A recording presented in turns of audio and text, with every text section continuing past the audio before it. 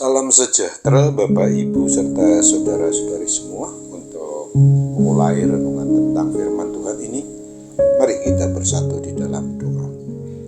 Tuhan Allah Bapa di surga yang melampaui segala akal hati dan pikiran kami umat manusia, berfirmanlah kepada kami sebab kami bersedia untuk mendengar, dan atas pertolongan Roh Kudus mampukan kami untuk melaksanakan firman Tuhan itu dalam hidup kami sehari-hari. Dalam nama Tuhan Yesus kami bermohon kepadamu. Amin. Sebagai nas renungan firman Tuhan pada hari ini diambil dari Yesaya 59 ayat 1 dan ayat 2 yang berbunyi, sesungguhnya tangan Tuhan tidak kurang panjang untuk menyelamatkan, dan pendengarannya tidak kurang tajam untuk mendengar, tetapi yang merupakan pemisah antara kamu dan Allahmu ialah segala kejahatanmu, dan yang membuat Dia menyembunyikan diri terhadap kamu sehingga Ia tidak mendengar ialah segala dosamu. Sebagai tema yang diangkat dari nas renungan kita ini adalah Tuhan menolong dan menjawab doa orang yang mau berserah padanya. Janji menurut kebenaran firman Tuhan di Yesaya 59 di ayat yang pertama ini sungguh indah. Kapan saja, di mana saja, Tuhan pasti berkenan mendengar doa permohonan kita, dan Tuhan pasti berkenan menolong apapun masalah kita. Yang menjadi kunci ialah kita mau hidup kudus seturut dengan apa yang menjadi rencana dan kehendak Tuhan dalam hidup kita, dan kita mau berserah kepadanya. Hendaknya kita jangan pernah meninggalkan jalan kebenaran dan hidup bersamanya.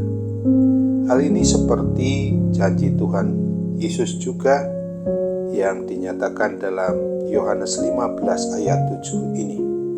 Jikalau kamu tinggal di dalam aku dan firman-Ku tinggal di dalam kamu, mintalah apa saja yang kamu kehendaki, maka akan diberikan kepadamu. Kemudian di dalam ayatnya yang kedua dari Yesaya 59 ini, Tuhan mengingatkan kita umatnya agar jangan hidup di dalam dosa.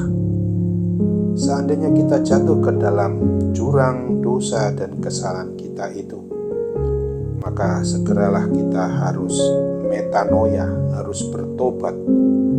Sebab apabila kita tetap tinggal di dalam dosa kesalahan kita itu sendiri, maka dosa tersebut yang akan menjadi penghalang, yang menghalangi kita untuk datang kepadanya, dan sekaligus aliran berkat-berkat Tuhan yang merupakan hal utama adalah berkat keselamatan itu menjadi terhalang.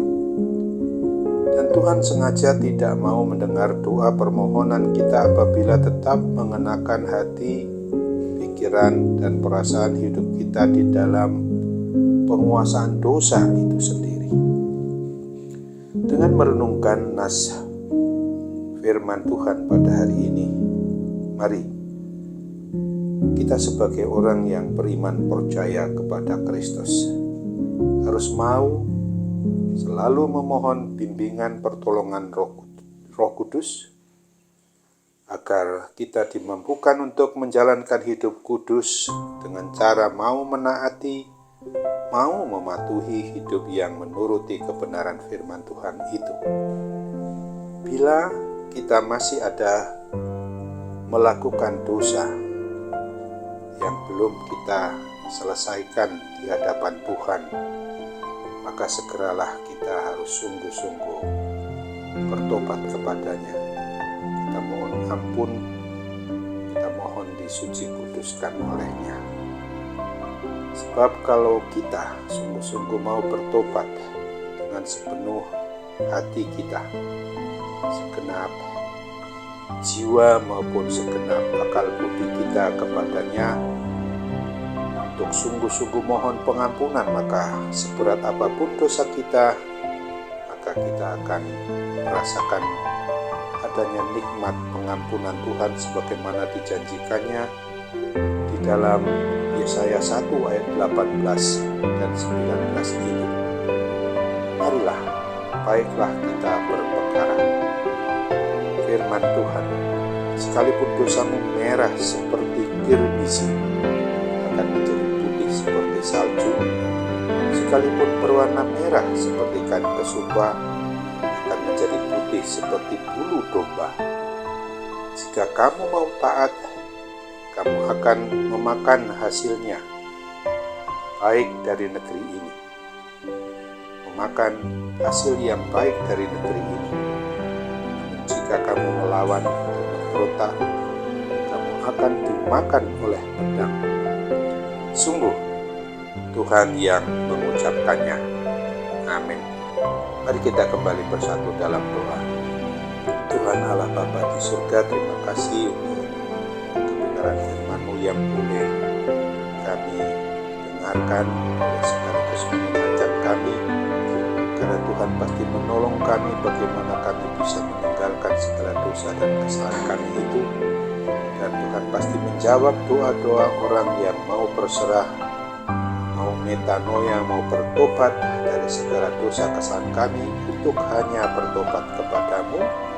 Maka sungguh akhirnya ketika kami mendapatkan pengampunan yang daripadamu, maka hal itu memungkinkan kami untuk tidak mempunyai penghalang lagi antara kami anak-anak-Mu dengan tiga Tuhan Allah Bapa kami yang Maha Baik.